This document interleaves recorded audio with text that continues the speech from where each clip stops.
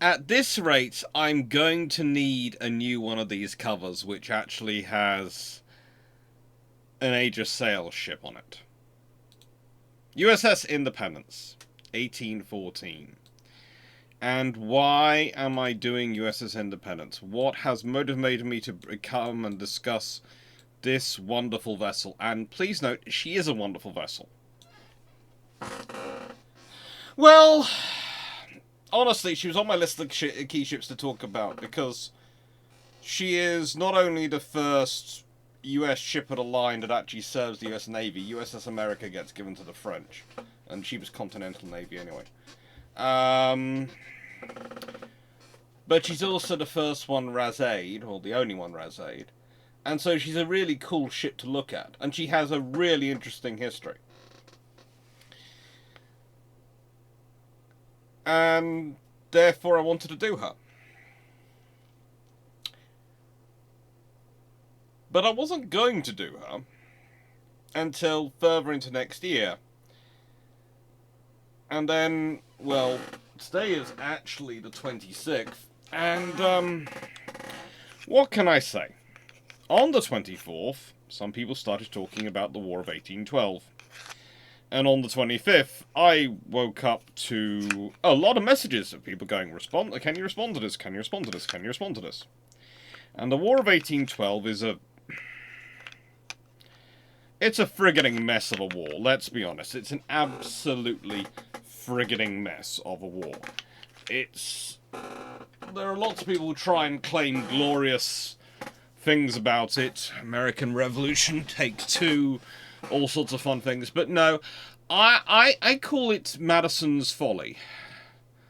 Mainly because whilst there are issues, and I will get into them, it is complicated. There is antagonism on both sides. It really shouldn't have come to a war. And probably wouldn't have, apart from the fact there's a unique group of people who believe, especially this time in American politics, manifest destiny, da-da-da-da-da, will trump all strategic sense. Also, there are many of them who didn't seem to understand that a large proportion of the population of Canada at this time were made up of people who had been loyal to the Britain during the American Revolutionary War and had gone up there to get away from the Americans. And so we're not going to welcome them. There were actually people who believed that those people would turn in some sort of fifth column who would welcome them. And you sit there and go, but they're people who literally, after you won the war, decided to go to the Canadian territories so they could get away from you. And you think they're going to welcome you and support you? I mean, I know you have an idea you passionately believe in, but that's some logic. That is some logic. And the entirety of the war on both sides is full of such interestingly flawed logic. It's practically a case study for how not to prepare for, how not to wage, how not to fight a war. And even the British understand they're not doing the right thing until towards the end when they're starting to organise the forces and get forces freed up from Europe, so they're sending them across. And they are. But by that time, peace has already been agreed, and frankly, it's all over. Well, hey, we can all go back to status quo antebellum and ignore. And that's basically what they do. But a legacy of this war is that the US Navy gets some ships to the line, and oh my lord, are they gorgeous. And you immediately look at them, immediately you see the whole problem of the Great Frigate Project. Because the thing is, if you can build a ship of the line of this quality, of this capability, then you should probably just be churning out, like everyone else does, generic frigates, number 212, just print them, and build this, because this is what it means to have true naval power.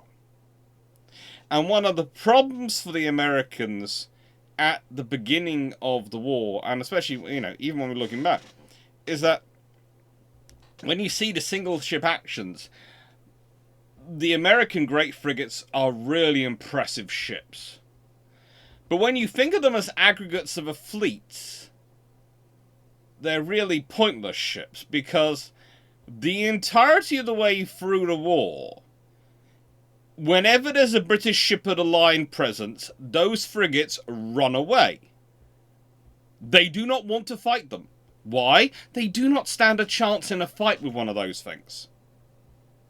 And when I'm talking ship of the line, I'm talking third rate or higher.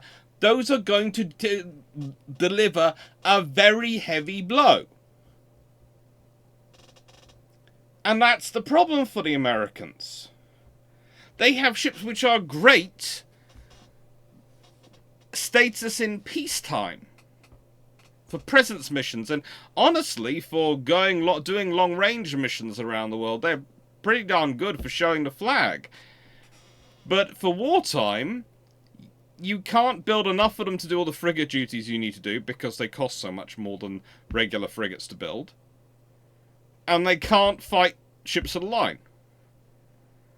And honestly, when you start to consider the cost differential and benefit with a ship of the line, the USN would have benefited from a ship of the line. But again, there are some real problems in American defense procurement. And that is one of the reasons which leads to the War of 1812, and also one of the reasons which leads to the fact that of all the ships of the line they started, so few are actually completed. It's just, we like to think we have problems today in terms of defense procurement in Britain, in America, in Australia, in the West as a whole. We like to think we have problems today. Honestly, as annoying as our current generation of political class can be when it comes to making long-term defense procurement decisions, compared to the American post-revolution governments, even the governments after this war, compared to decision-making, modern governments are great. You have nothing to complain about. I mean, you do not. And I'm going to start off with this statement here.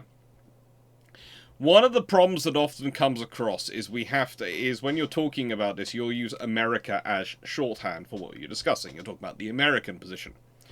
Now, what you have to draw a line with, and I'm going to point this out at the beginning, is when I'm talking about the American position in using a shorthand, I'm using a shorthand for the American government. Please note, the American people are always a capable and industrious people. They might not be many, but they are capable and industrious, and they always had potential. America as a nation, especially as it's expanded and taken over territory and grown larger and larger, has always had an enormous potential which to be built upon. American governments don't always live up to that. And the trouble is, when another government, a foreign government, is making a decision as to the strength of a nation, they don't look at its people, they don't look at its potential, they look at the current government and go, what are they like? And that's what they base it off. So if I say the British did not think the Americans were strong, that's the British government didn't evaluate the American government as being strong. Not individual, how strong the individual was, how brave they were. No, they're looking at the government and going, that fella looks incompetent, and the rest of his team look even less competent. Not worry about them then. Have you seen all they've got is frigates? Yeah. They're more powerful than our frigates? Yeah. Can they fight our ships in line? Nope. How many of those frigates do they have? Less than a dozen. How many ships in line do we have? Approximately 200 in ordinary and commissioned. Okay.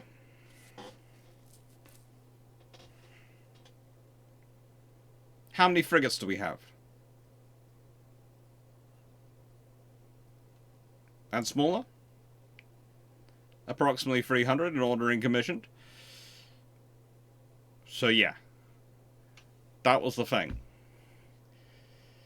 Which is also why, if you sort of, and I have had several comments on various videos to the effect of, well, what happens is, it worries me. This is all it comes across as the Americans thought, the British thought the Americans were weak, and the American, it comes across as the Americans never had a chance. Well, if you look at put yourself in the British government's position in 1812, have a look at the American naval strength, have a look at the Royal Navy's strength in terms of cumulative force, and then wonder, do you think they have a chance? It would be kind of like today, I have to go for a technologically capable nation. So I have to go for something which has got some strength. Italy. It'd be like today, Italy versus America, versus the modern America. Italy's a powerful, capable nation. They've got a good navy. They've got a strong navy. I think the US Navy probably wipe it out in about, let's be nice to the Italians, say 20 minutes.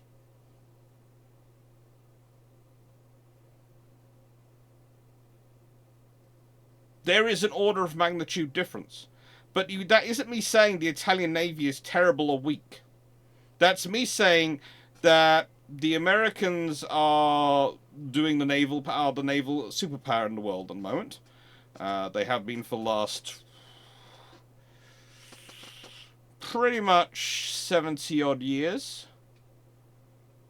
And they have an overwhelming naval might. In 1812, you're talking about Revolutionary Wars, Napoleonic Wars. The Royal Navy has been pretty much constantly at war for 50 odd years by this point. They have been instrumental in forging the efforts around the world. The lengths and extents the British will go to fund naval operations is obscene. The amount of debt they are prepared to run up is obscene. The amount of economics they have sunk into it is obscene. The amount of reward they are reaping through their economy from ships being impounded, adjudicated by Admiralty courts, from convoys coming from China, from India, back to Europe, from all the stuff they're securing from South America, etc., is obscene.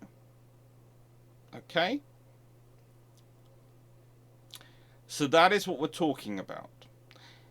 It's not when you start saying that America this time, and you're talking about the American government and how they've approached defense and defense procurement, is fundamentally a order of magnitude weaker than the British, is not being rude about the American people or saying something about the potential of the American as a nation. It's that the American governments at that time fundamentally had not been serious governments when it came to defense. And we're going to see, this is a good example of why I say that. Anyway, Troubles, Battles, and Darings. What can I say? I like it. It's a good book. It's my book. It's the only one I've got out. So please, it's on Destroyers. And my plan is to start doing other books coming out, probably as Kindle books, because then I can self-publish them. And I like the idea of going self-publish route because I like the idea of putting out books which are entirely me. And I've realized that because what I want to fundamentally do is produce books which are able to be read by people of any level, from basic interest to in advanced interest, and find something interesting in there, and books which have the level of have full academic referencing as well as that, so they can be useful for people who want to go doing their own research and go and find sources, etc. But finding publishers who want to go that route and are prepared to support you through that route is very difficult. And my theory is that this one I got through mostly because of thanks to some very nice people at Pen and Sword. And again, if I had have another similar catchy topic, which is World War II, around World War II, or can be easily wrapped around World War II or something like that, I might well get that one through again with them. But I also have this theory that if I self-publish some books on Kindle and I show that there is actually a desire for such works, that I can perhaps, he says, perhaps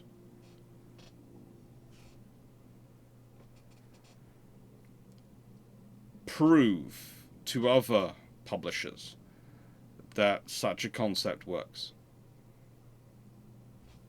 Cross fingers.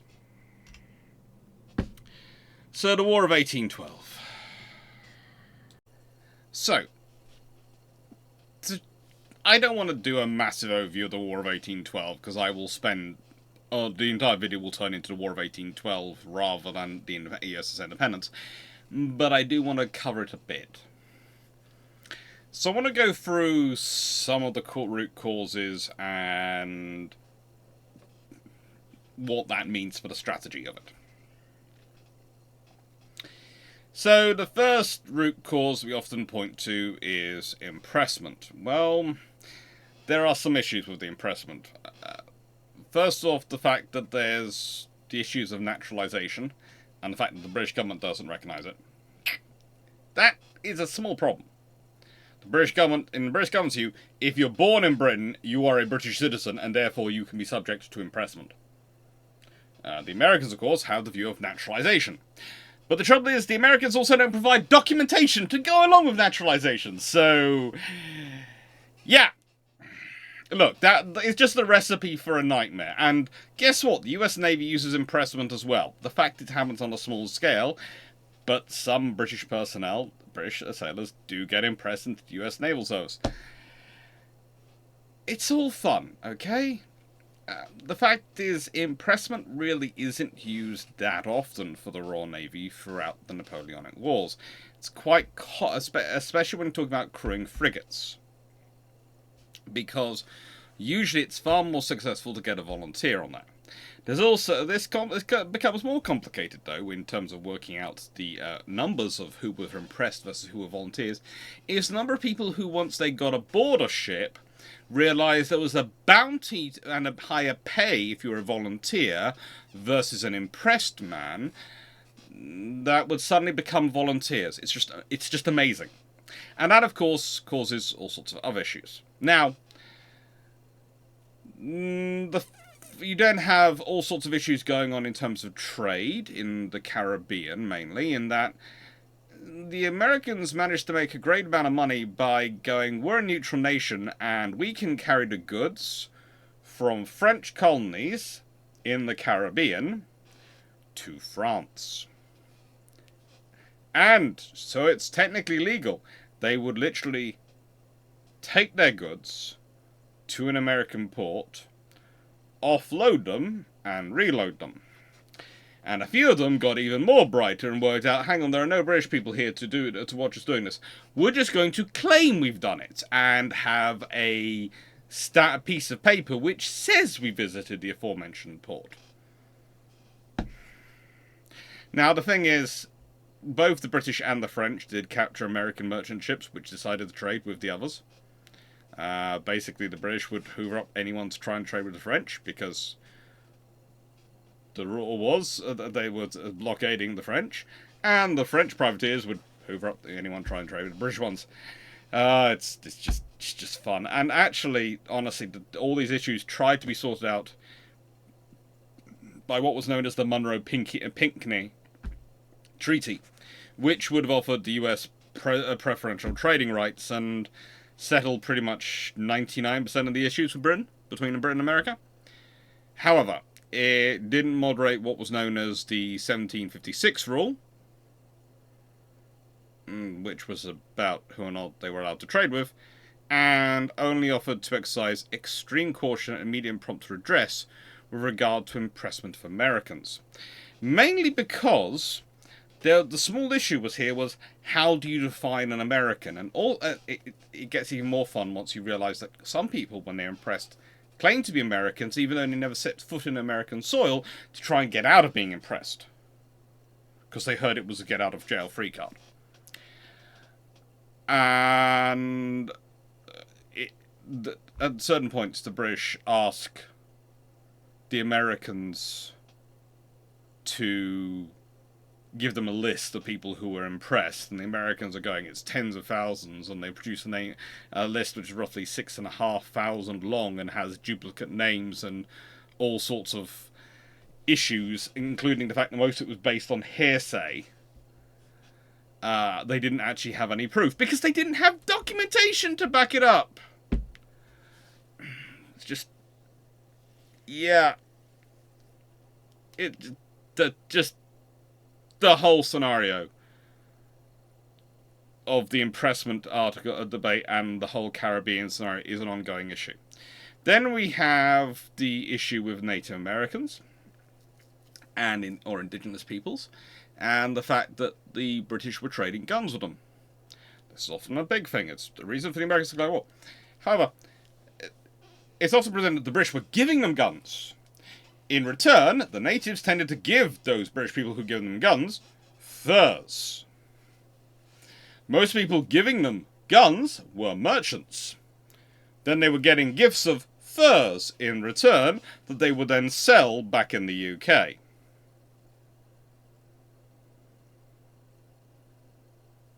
Look, this might seem strange, but historically, Britain has found several of the things which are best to sell around the world were alcohol, guns, or weapons, and drugs. We have literally fought the first drug wars, known as the Opium Wars, for the right to sell drugs. This is not me defending Britain, by the way. This is just me revealing something about us in strategy. We have literally got quite large sections of the world hooked on alcohol as a form of getting a trading staple going with them. And selling people guns is frankly just right up our alley. It's what we do. It's not so... The people who go, oh, it was the British trying to provoke the Americans into war by underhand thing. No, we sell people guns. Okay? It's just what we do. And honestly, it's what many nations do. You can't really just... It's bad. I'm not saying it's good. I'm just saying it's not uniquely British either.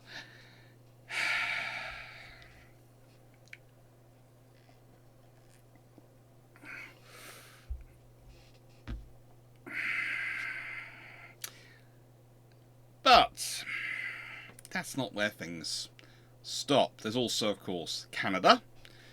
And there are various opinions on Canada. But as I started to say at the beginning, many people in American political groups, including Madison, had this idea that when they marched into Canada, they'd be treated as liberators because all those people wanted to be free. Completely ignoring the fact that, A, there was a large portion of them who were French Quebecois, who do not like anyone. They just don't like anyone, so that was never going to work out. And then the other large population were loyalists who moved up there, and then there was also more recent immigrants from the UK. That might not work out. Doesn't sound like it's going to be like Texas.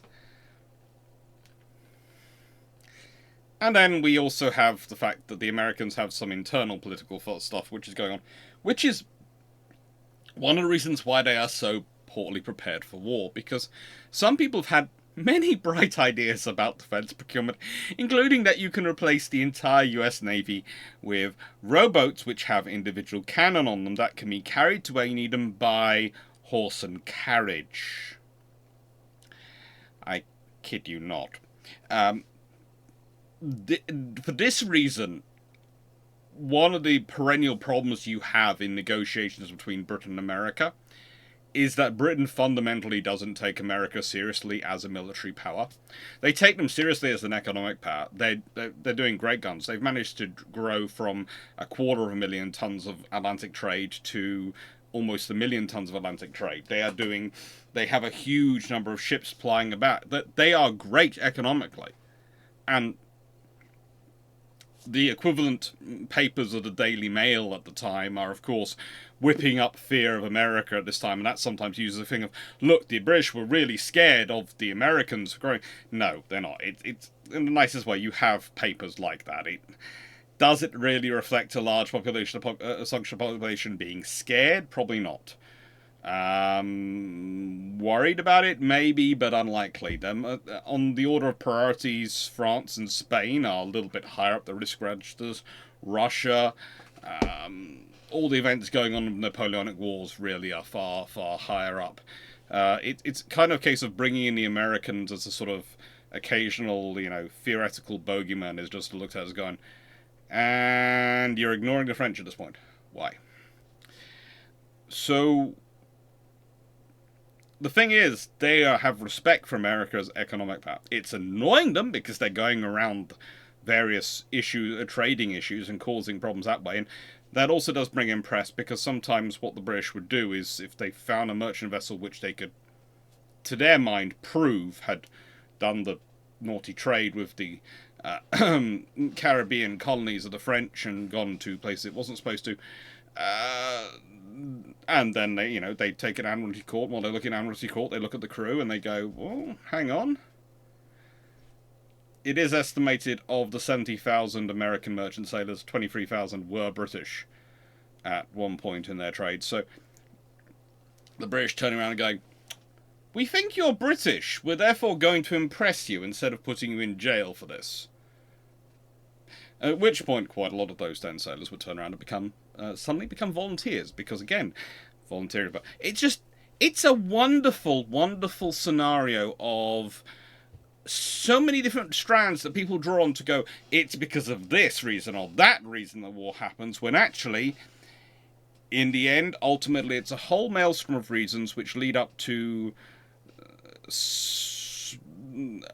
you see, some people said that Madison invades Canada and starts the war because the British hadn't been paying him enough attention and hadn't been treating him seriously. And that's somehow better than Madison was just declaring war to go on a war of aggrandizement. So there are people who actually argue that a president having the equivalent of a tantrum and deciding to start a war because the adult in the room isn't paying them enough attention, because that's what that action basically reads as, is better than him going, Britain's currently distracted fighting a massive war against the French.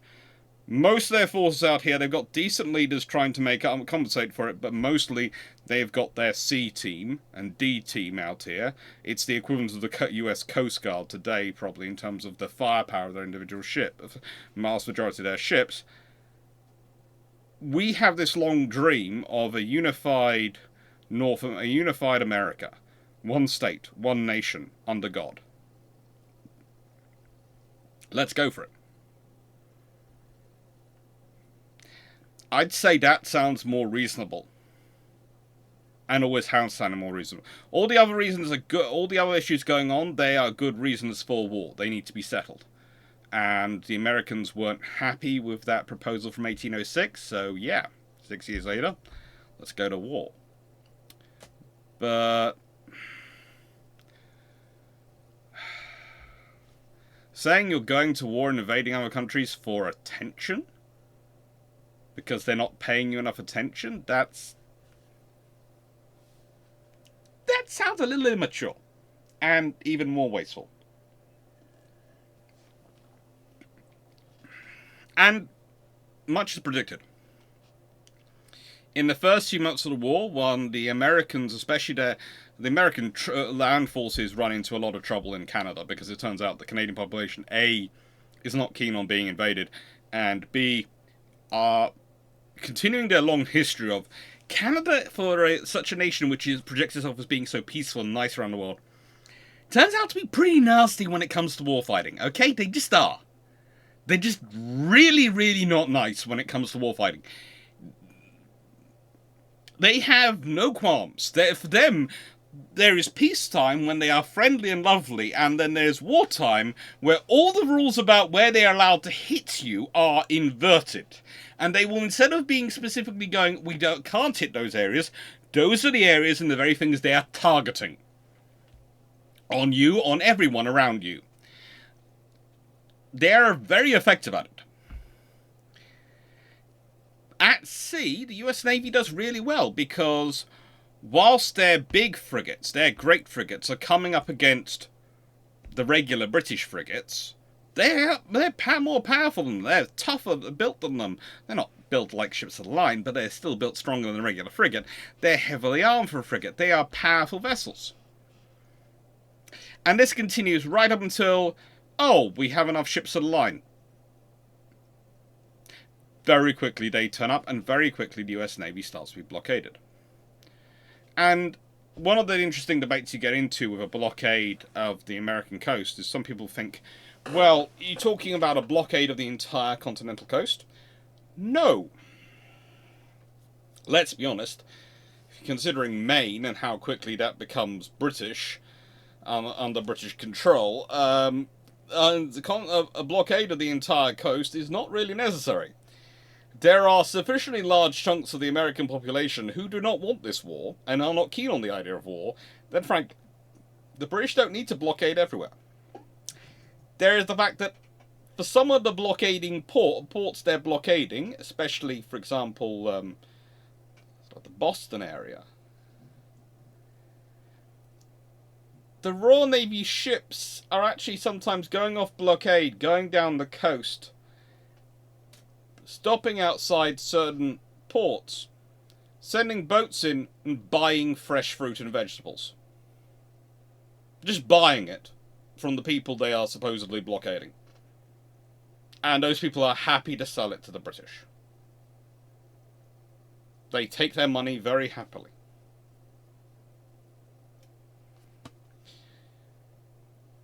Again, one of those things that you have to remember as well, that for quite large chunks of the population of America, they looked at this as Washington's war. As in, the government in Washington's war, not their war. Wasn't what they cared about. And there are some startling victories, even on land, for the Americans. Especially, of course, New Orleans is a good, famous example. It's actually after the peace treaty's been signed, but it is a good victory.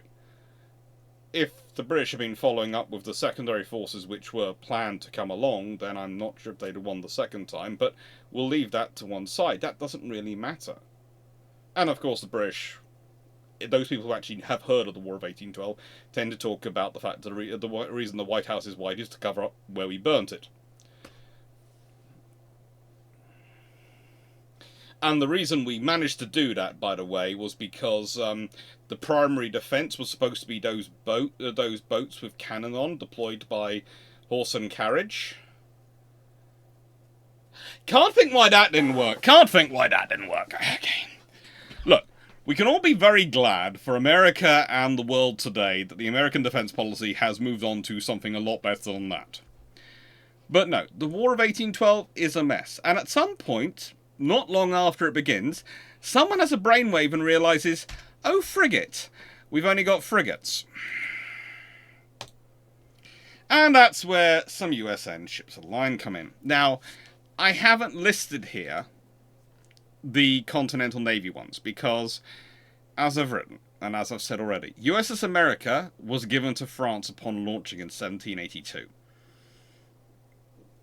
The three other vessels, which are unnamed,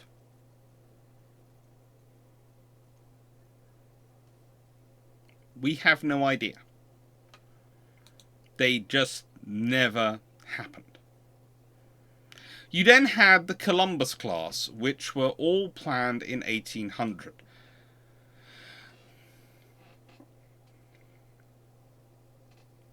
Columbus, Franklin, 4 unnamed vessels. This has been a class of 6 ships of the line. I can honestly say a US Navy with this force would have been something the British would have taken far more seriously. Because ships of the line is the status. Before anyone starts sort of thinking this is me being egotistical or sizist or anything like this, Venice had ships of the line. I.e., Italian city-states have ships of the line. America is many times the size and wealth of those city-states, and they don't. The Venetian, a city-state, Venice, can have and operate ships of the line. And America isn't. Can you see why governments like the British government at the time, which has hundreds of these things and is churning them out, might not take the American government seriously? No matter what their posturing and potential and the work of their people, they are not going to take that government seriously when they're looking at them going, you have a weaker navy than Venice. Venice! Venice! It's not going to happen.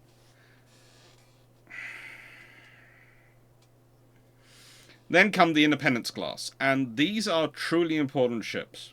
They are truly important ships. Now,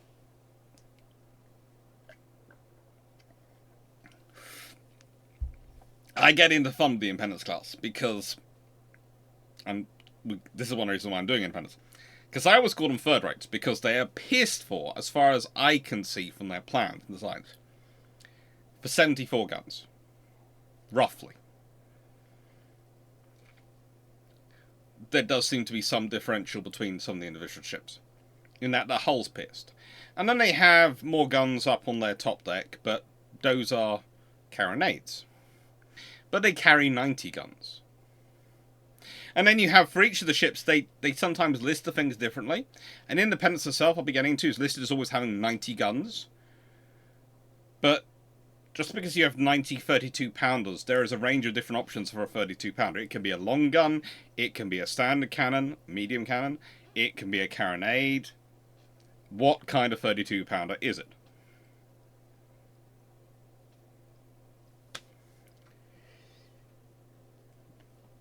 These ships are named Independence, Washington, Franklin, and Columbus. And these go on to become 4 of the critical ships of the line of the US Navy. And when I say critical, the reason I'm using the phrase critical is because of the, and I'm going to expand this slide so you can fully read it. Of the 28 ships of the line that were started by the US Navy and US, in terms of Continental Navy, only 9 are completed as ships of the line for the USN and 1 as a depot vessel. Although I did have some fun reading an article which was saying 15, and I was going, where are the other 6 coming from? I'm not sure where that person got the other 6 from. I do realise I've included in that number the 4 unnamed ones which were framing for which were apparently arranged in Boston Navy Yard in 1832, but they were never built. Apparently they had the framing for 4 ships of the line. But we have no idea what those ships would have been, so they're an interesting potential that never happens. Of the Chippewa class, Chippewa, New Orleans, never completed. Pennsylvania, listed. This beautiful ship, absolutely gorgeous ship, is the only first rate in the US Navy. Only one. 130 guns. Gorgeous ship. Again, if you can build this ship, and you are a nation seeking to be taken seriously by others in the world, why the frigate are you spending your money on great frigates? Or rather, have the great frigates, by all means. Have them. But have these as well. Imagine the US Navy, and I'm not going to say it's excessively expensive force. Let's say it has 9 ships in line. Okay, just 9. Third rates and a first rate. 8 third rates and a first rate. That's a respectable squadron. It's nothing to be sniffed at. Let's say they also had 18 great frigates, and a further 36 standard 6th rate unrated ships. That's a perfectly respectable navy for a small power at the time. It's also not an excessive force for them to maintain. With proper yards funded, and they can keep some of these ships in ordinary, some of them commissioned, they'd have had a perfectly good force. Wouldn't have been excessive budget-wise, wouldn't have been excessive expense-wise, and frankly, a lot of the problems which they had, not just with Britain, but with other powers as well, might well have been avoided by the fact that their intent and their national potential was better represented by their realistic capability, rather than the idea of, oh, we don't need ships, we can win wars with, we can defend, or ships or forts, we can defend ourselves with boats with cannon being towed around by horses.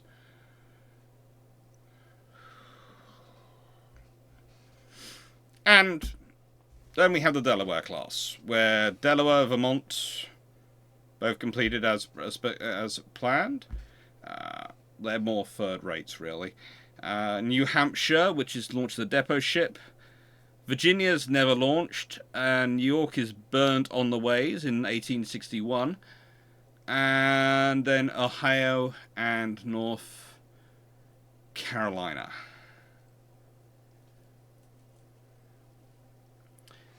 These vessels were later.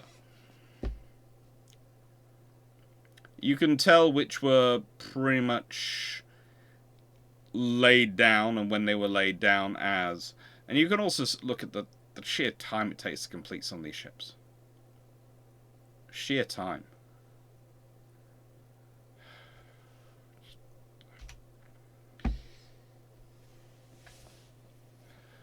And this is the rest of the class. The Independence class, I'm going to talk about USS Independence, but it's worthwhile considering the rest of the class. We have Franklin up there being absolutely gorgeous and present, and gives very strong 74 sort of vibes. Let's be honest, that looks like 2 solid gun decks, with some piercings aft on the top, but it's 2 solid gun decks. So looking very much like a 74. And we'll talk about her gun mix later. Then we've got USS Washington launching.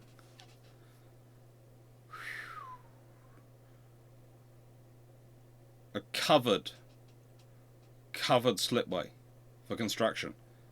That's good quality. That is investment. That is, how in the name of all things frigating did they not manage to maintain that level of quality? This is, again, the whole thing is, when the Americans at this time do actually invest and do the stuff comes out as gold-plated and very, very good. Or it doesn't come out at all. They either complete it to a very high standard, or it gets completely forgotten and lost.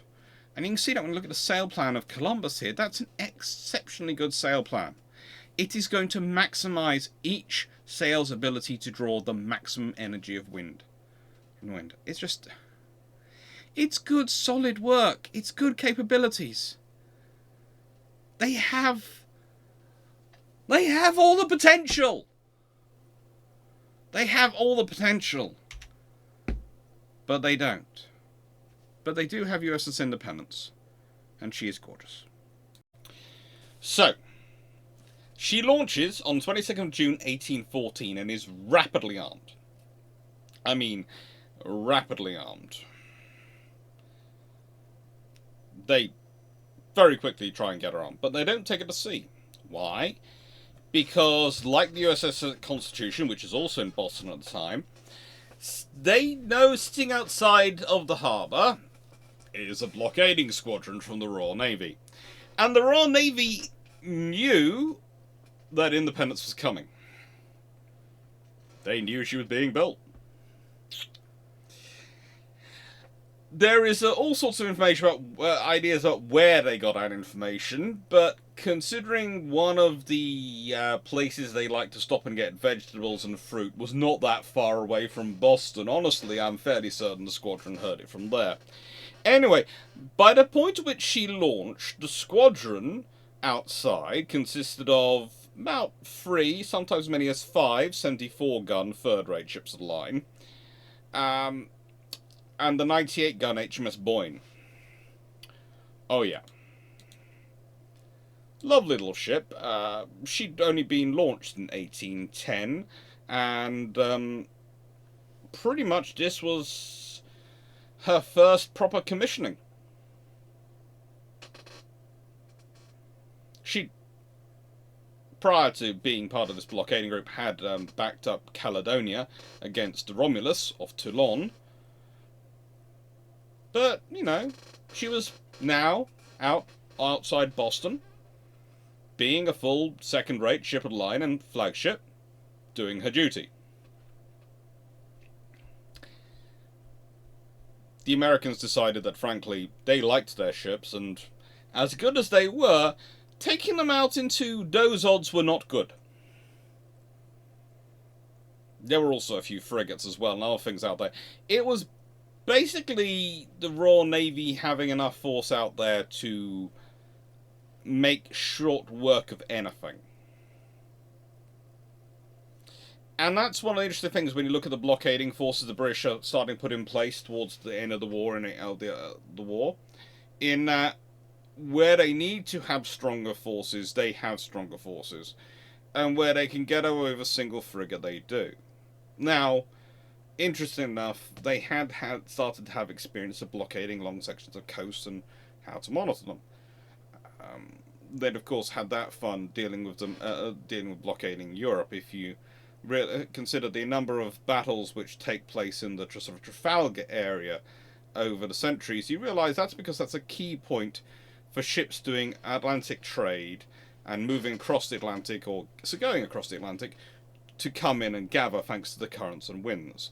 And you put squadrons in those key spots, you can effectively blockade an entire continent. Now, where was Britain using this to effect? Well, from 1807 they'd been dealing with the transatlantic slave trade. This had also been another cause of problem with the Americans. Keep searching ships. Why? Because they didn't trust the Americans when it came to the slave trade. And they didn't care if it annoyed their allies or their neutrals. Or their enemies. They were going to search everyone. Because slavery in the UK was a hot topic at that time. Now, morally, of course, I think we'd all agree with them today when we watch those people who watch this video. We'd agree slavery deserves to be a hot topic. But it wasn't in all countries, and it's one of the interesting things when you consider that Britain doing this because of its anti-slavery position causes trouble in quite a few countries again, not just America, with people saying the British are using it as an excuse to be bullies. That they're bullying everyone, they're demeaning everyone, they're disregarding their rights over it.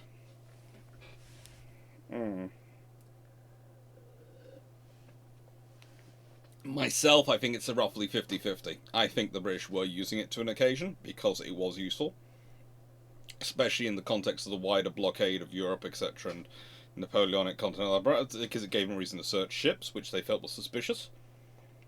But I think also there is a sufficiently large enough, for want of a better turn of phrase, crusading zeal around it in the UK at the time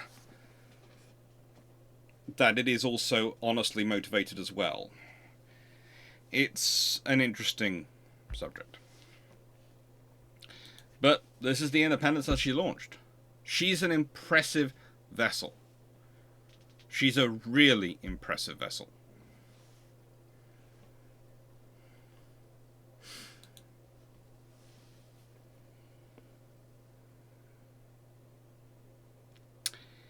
And she'd already survived some fun by this point, because the Royal Navy hadn't exactly let her be.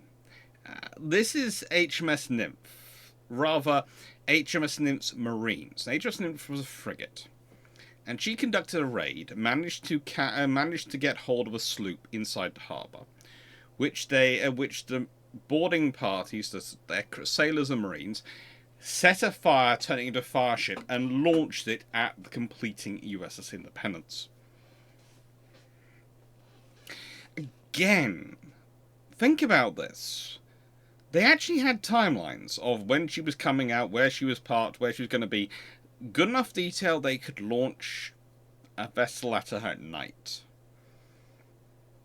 There's a lot of information leaking out on that American Civ. And it gets held off. Some very, very brave people managed to stop it reaching the Independence.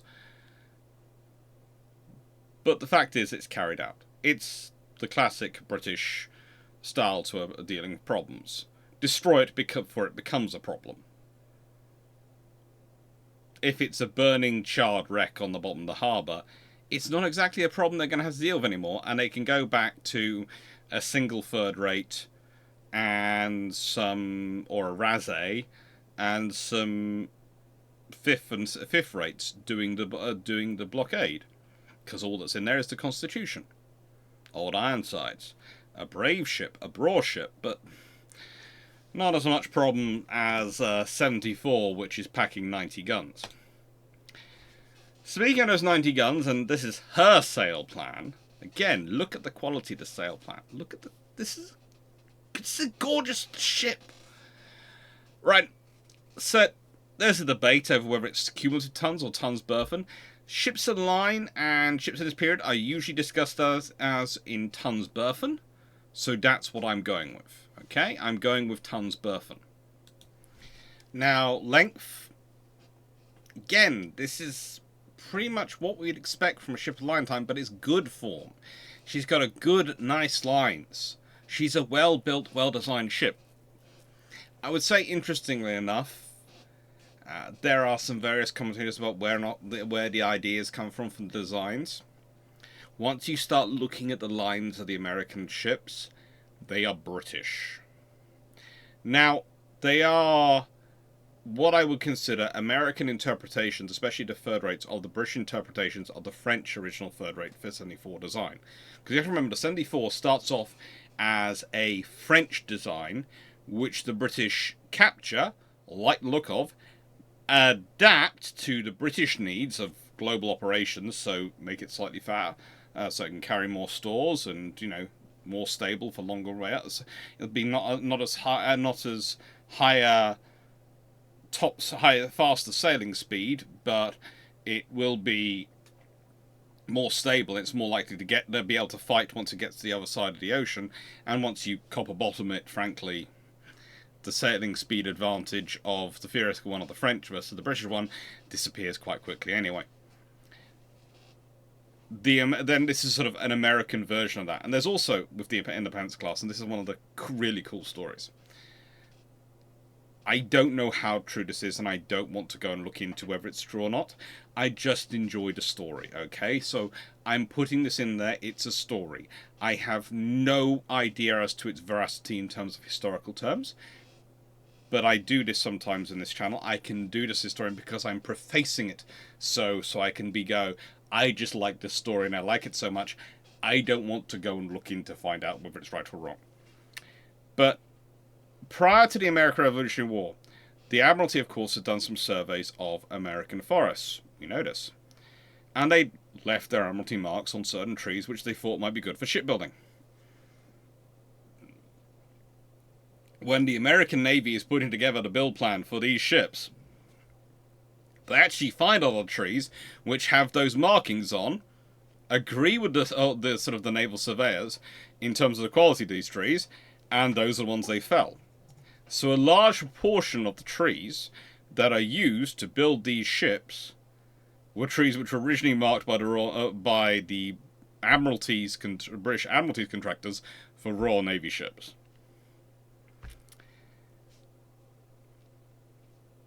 And also that makes sense because I'm fairly certain the contractors who are probably doing it and marking for the Admiralty were probably American in the first place, because it was American forests and it would be far easier to employ a local who knows the area than to employ someone from Britain and send them out there. So, as they would probably be just the same people who'd be asked to go and find the wood, honestly, they probably wouldn't have found the trees they already had on their survey, because that's a far easier job, isn't it? That's what I think, anyway. But fully rigged sailing ship. Very well fully rigged. Often listed, in terms of armament, as 90 32-pounder guns. She's pierced for 74.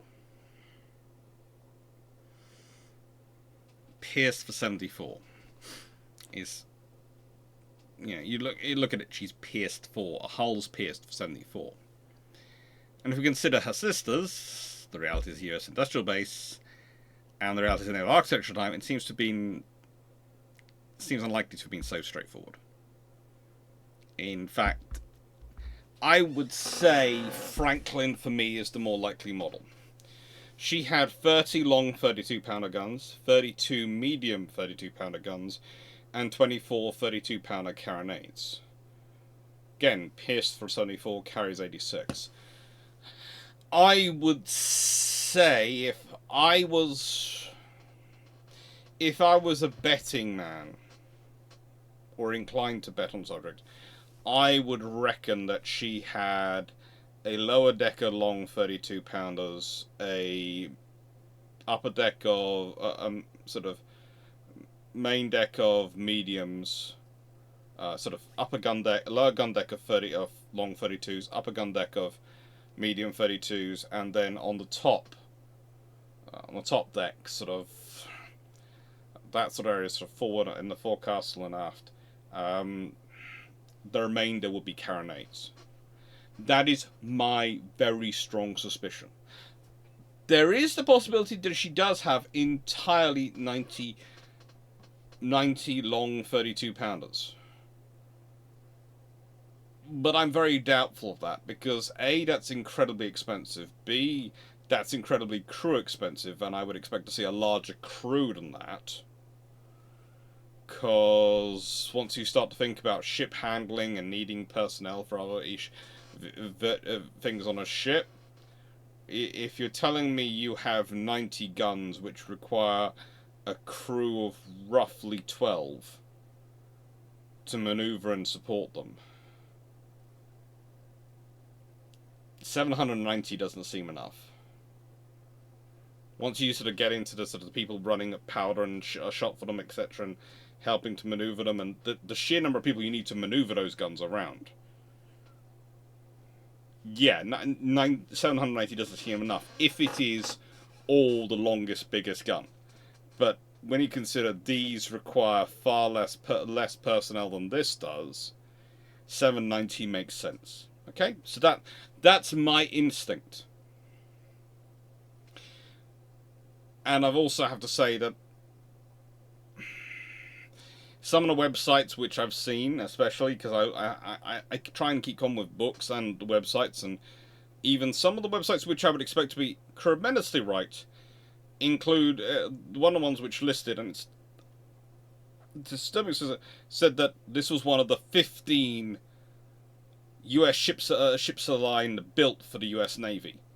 And I went, well, I've done the maths and gone through them, and unless I'm missing 6 ships of the line somewhere, and I suppose you're trying to include the great frigates as 6 ships of the line, that doesn't really make sense. They're not.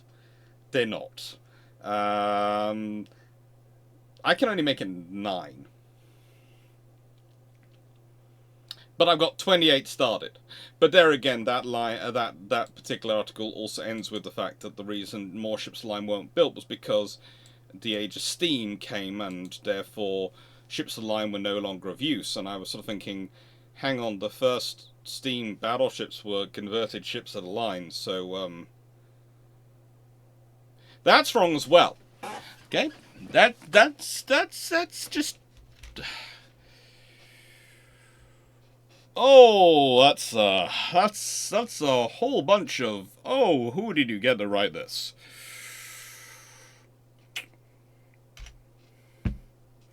Now, her service from 1814 to 36 was pretty darn cool. As I think, she leaves in 1815 under Commodore William Bainbridge at that point, and Commander Captain William Crane.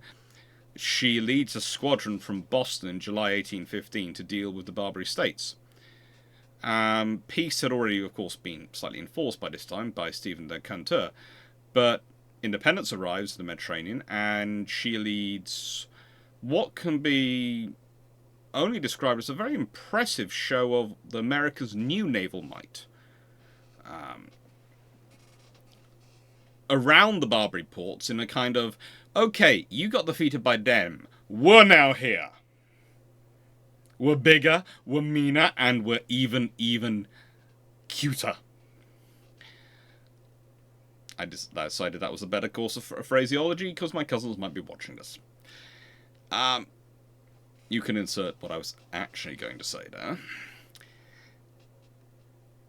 So they sort of give the world a sort of impression of the US Navy is here. Oh, cool. She returns to Newport by November 1815, and Bainbridge maintains his pennant aboard her until November 1819, when she's then made the flagship of Commodore John Shaw instead. She doesn't really go out to sea much this time, mostly because the US Congress is back to its traditional thing of not funding anything. And she's placed in ordinary in 1822, which of course means she's turned into a reserve ship. She remains in ordinary until 1836. It's at this point she's razeed! Woohoo! They cut down one deck, and she's rated down to 54 guns. I.e., the configuration for a very large, very capable frigate. And she proves very quickly to be one of the most powerful, one of the fastest, and one of the best sailing frigates in the US Navy. And again, this is true for razees. One of the interesting things about razees is the reason they don't happen that often is because you spend a lot of time and money building a very good ship at a line. But using the same techniques to build a frigate would be far too expensive to justify with a frigate. So razeeing down a ship at a line gets you a very good frigate, but also means you lose your ship at a line. Like to point out again, if we think about the ships of the line coming into service, she of course is razeed in 1836, and Pennsylvania comes into service in 1837. As a result, the US Navy goes back to having just 7 in service, or rather 7 in ordinary or in commission, in terms of ships of the line. They will eventually rise up to 8, and that's when USS Vermont is commissioned in 1848. But at this point, they had almost reached a peak because they'd had Independence, Washington, Franklin, Columbus. Columbus is commissioned in 1819. Then they had North Carolina, Ohio, and Delaware, all done in 1820. And so they've been on an upward trajectory. They're getting better. They've got more and more ships available. Theoretically, they've got some very interesting methods of storing these ships and trying to give them service life. And then Pennsylvania's coming in 1837, and they must be thinking, "Woohoo! We're gonna be rich as a navy," and they lose independence to be razeed. And as I said, they get Vermont in 1848, which takes them up to 8, but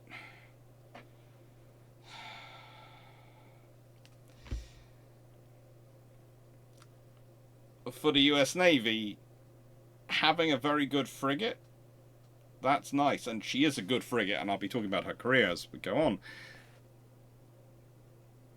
But it does mean they only ever had, usually, 7. Eventually, for a bit, 8 ships a line. That's not really the navy you'd expect from the commercial and power they had and the political clout their politicians sometimes seem to think they wielded. Anyway, she's razeed and immediately goes off on duties as the flagship of Commodore John B. Nicholson. She does a very fast passage to England, and then taking on the Honourable George Dallas, Minister to Russia, onwards to Russia. So she calls at Portsmouth on the 13th of June, 1837. Then Copenhagen, Kronstadt, in in 29th of July, when she was visited by Emperor, of course, Nicholas I of Russia. And then Mr. Dallas and his family were taken to St. Petersburg by steamboat.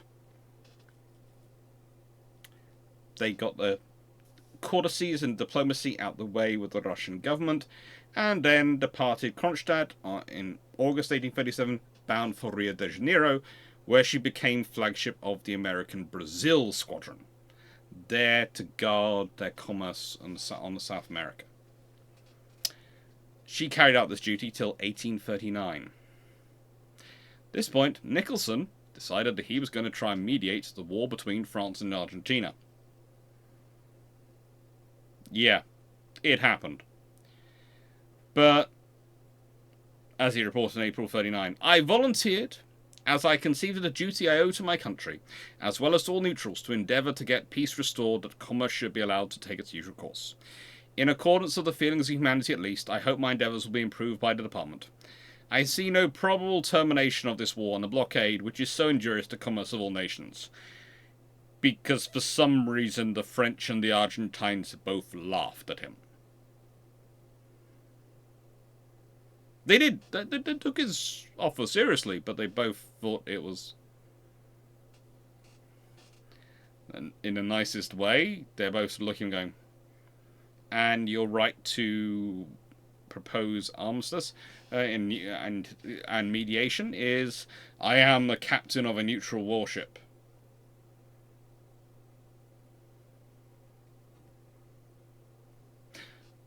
Okay, I'm sorry.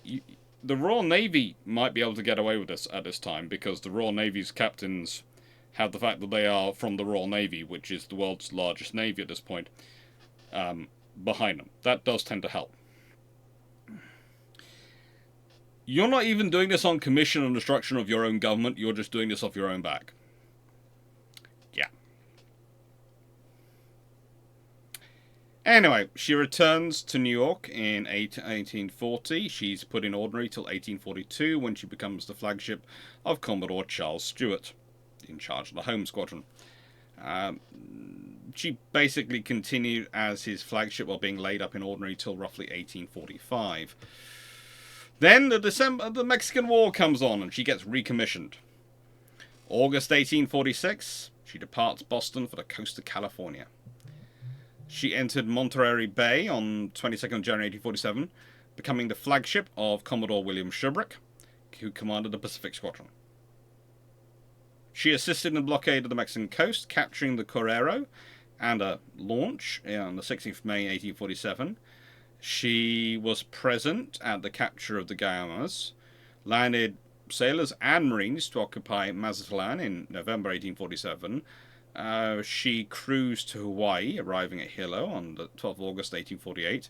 Lahaina on the 30th of August 1848, and Honolulu on the 4th of September 1848. She returned to the East Coast in May 1849 and decommissioned quite promptly.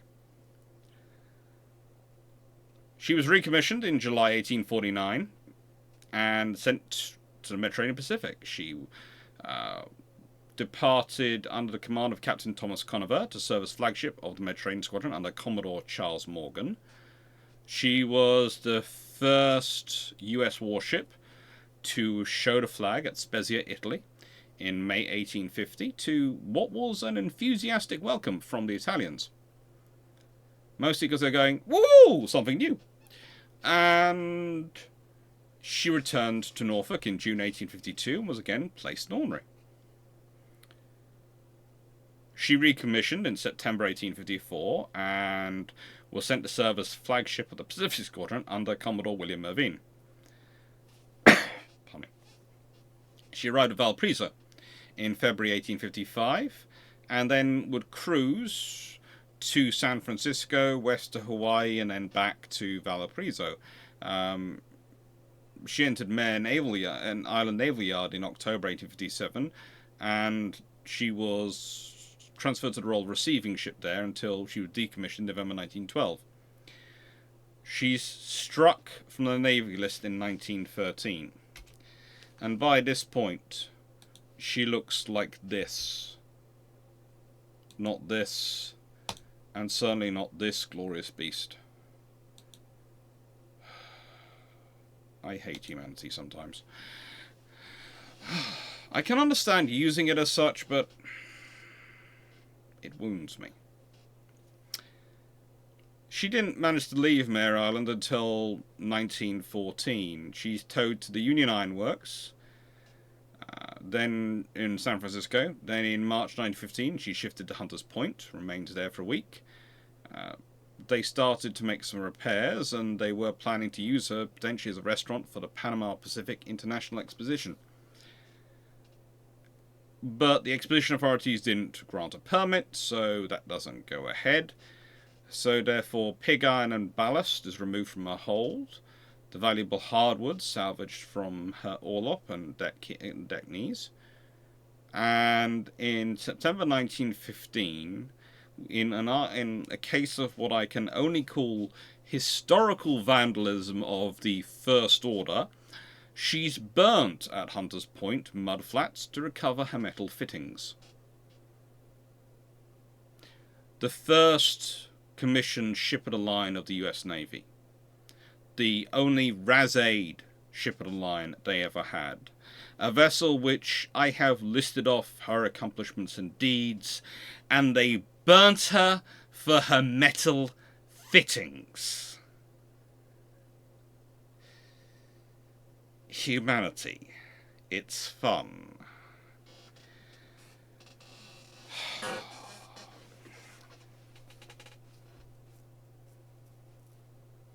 This is a useful ship. There is very little you can argue against her being a useful ship. She does so much for the US. Shows how valuable such an investment would have been. And yes, the time she spends in ordinary also shows the value of her, because frankly, it shows that the idea you have to build them and then have to use them. You can't stick them in ordinary and then call them when you need them,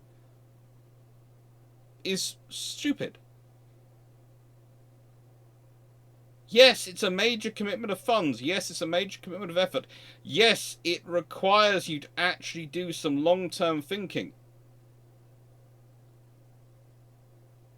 But it is still a good investment.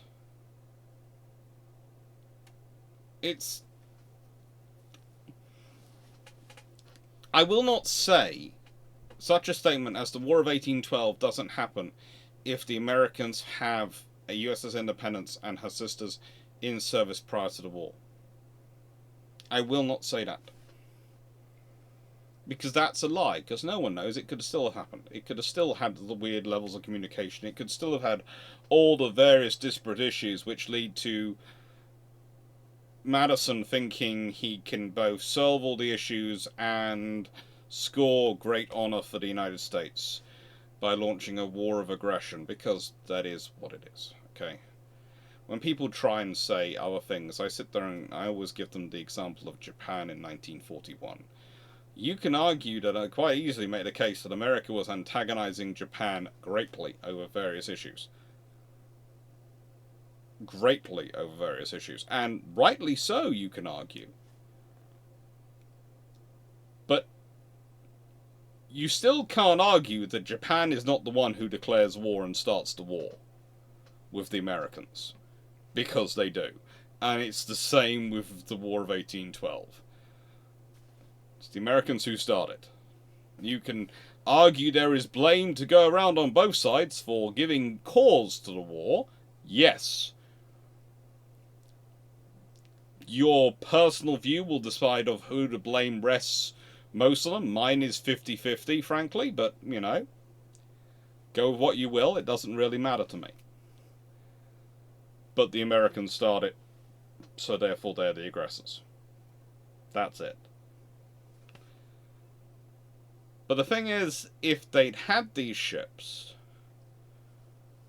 the rest of the world's opinion of them would have been very different. There's also the scenario that if they have these ships, they become an attractive ally, potentially. And there was a point where Madison was actually considering war versus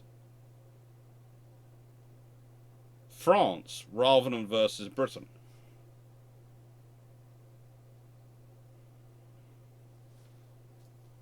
That would have been interesting.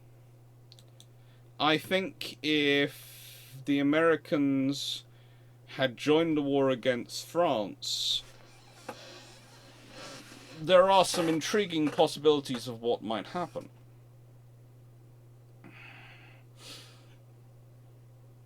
For starters, there are various colonies of the French, which the British would have rather the French not keep. Didn't want themselves, though, and were not prepared to let other European powers have them, though. They might have been prepared to let the Americans have them. It might have been very intriguing to let the Americans have them.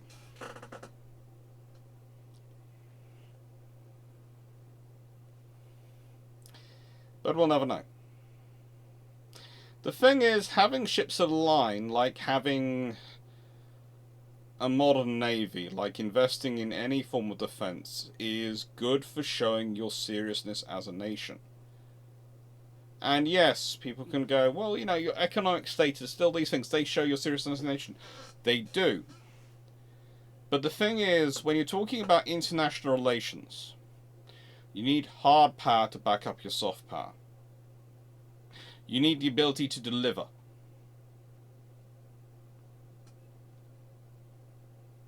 On what you want, on what you need, on what you claim to support, on what you believe. And if you don't have that investment in defense, if you don't have that capability, people don't take you seriously. And then when you are making legitimate requests and legitimate demands, they just aren't listened to. But also, conversely, at the same time, you have to listen to what the other sides are thinking and stop just thinking, I'm right, therefore they should do what I tell them to, or they shouldn't be doing that. Because it's like the trade with going back to the War of 1812, it's the trading with the indigenous population. Yeah. That's annoying. You don't like that. But the British don't like you trading with the Caribbean islands of their enemies either. And you're doing that. A lot of that. So, if you don't want the British to be trading guns for fur and to actually stop their merchants trade doing that, then perhaps you should stop your merchants doing what they're not supposed to be doing. Or if you're going to let that happen, because frankly, it's good commerce for you, then you have to an extent, suck it up when the British let it happen, because it's good commerce for them. You can't have it both ways. You can't have the rule apply when you want it to, and not apply when you don't want it to. You either are following the spirit of the law, or the letter of the law.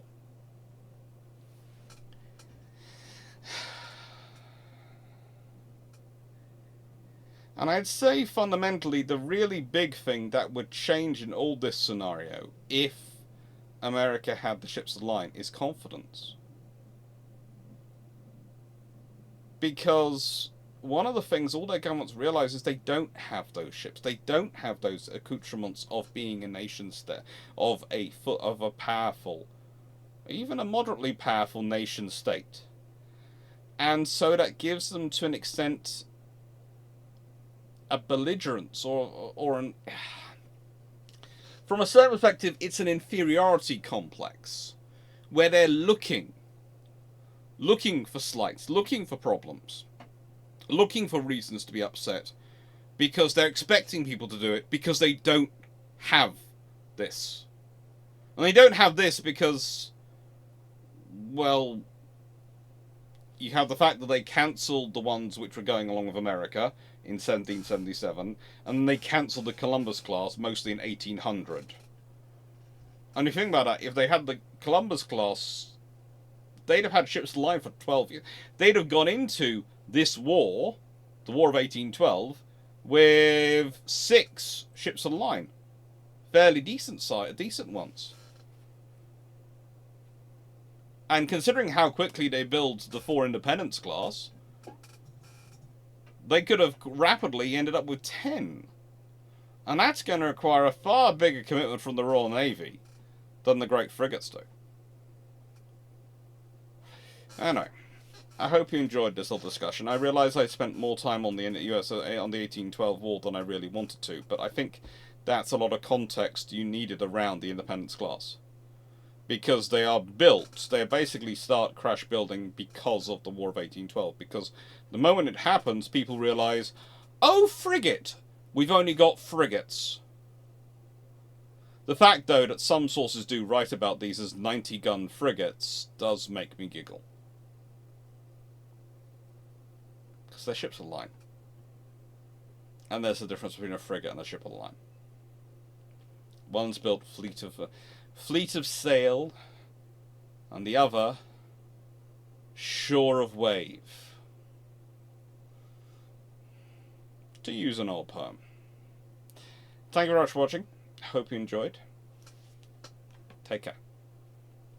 Let's go back to a better picture of her as a ship of the line to end this, shall we?